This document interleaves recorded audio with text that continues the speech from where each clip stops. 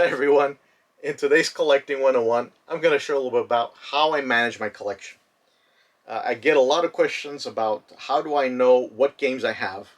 How do I make sure I have a complete collection? And there's different techniques I use to try to manage that, and I'll share some of that. And let me warn you, this video will have a little bit of a rant related to it on some of these topics because it is a little bit tough. Okay, so starting out with how do I keep track of with everything I have? I use really a dual system. I use a phone app called CLZ Games that's available on iOS and I believe on Android as well.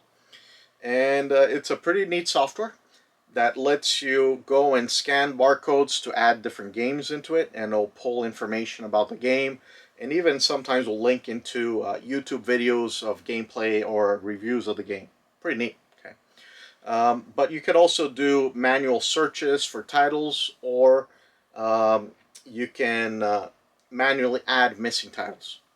The system itself is pretty good.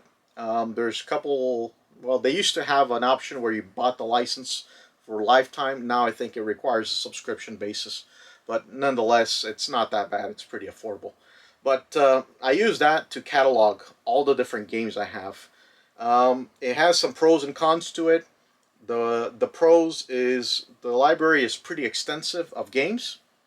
The cons is it's really weak on Japanese side, especially as you deal with certain different systems. For example, Nintendo 64 Japanese titles, most of the times I have to manually add those, so it can be a little bit time consuming to manage that database as well. But for North America, it's pretty good. It's pretty good.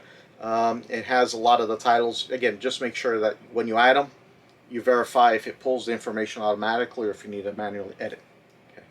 The second system I use, and I use it as a bit of a check and balance, I actually maintain this large Excel database that I have of every single system, and I keep track in there as well what games I've purchased.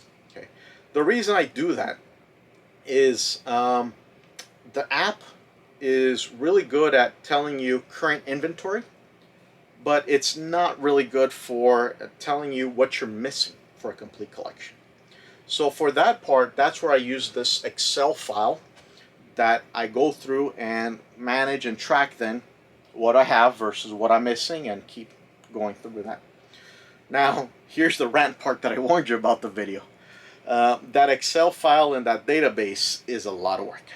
And the hardest part is actually finding good, reliable source of data of complete collections, or as far as lists of all titles in a collection. You'll find out there in the internet as you do searches trying to find this information, it's really fractured and unfortunately very inconsistent, and that makes it very hard. There are some sites that are better than others, and I'll make a couple recommendations in the little chat box of the video of some of the different sites you can look at. But you know, I haven't found this bulletproof location yet. Some of the older classic systems like Genesis, Super Nintendo, NES, those are a little bit easier to find the complete sets and complete lists. But as you get into more and more modern systems, that's where it gets ugly. Especially if you talk about current systems that are still live, PlayStation 4, Nintendo Switch, PlayStation Vita, those get really tricky and really hard. And the rant that I have on that is some of those systems, it's not like some of the old schools where everything was released and you could find it typically from certain retailers. It was easier to build those lists. Nowadays, with some of the publishing freedoms that both Sony and Nintendo have allowed, which allows different companies to go through and publish games at very small print sizes of 1,000 to 2,500 batches. Ooh, there's a lot of companies out there releasing games, and it's really, really hard to keep track of all these different releases, and very easy to miss some of these games. So what I'm coming back to in part of this rant is be ready to do quite a bit of investigative work, and be patient, and in being reconciling information between different sources to try to figure out complete collections. Now, if somebody's cracked this and I'm missing something, or they have a recommendation of other sites that I'm not mentioning in the chat below, hey, please share. That's the whole point of some of these videos, is knowledge sharing between different collectors that share passion, and would love to hear if anybody has some other good solutions to share with the collecting community. So with this dual system, like I mentioned, as I scan things, I'll go through back periodically into the Excel file and update, and then start to look out what I'm still missing and so forth.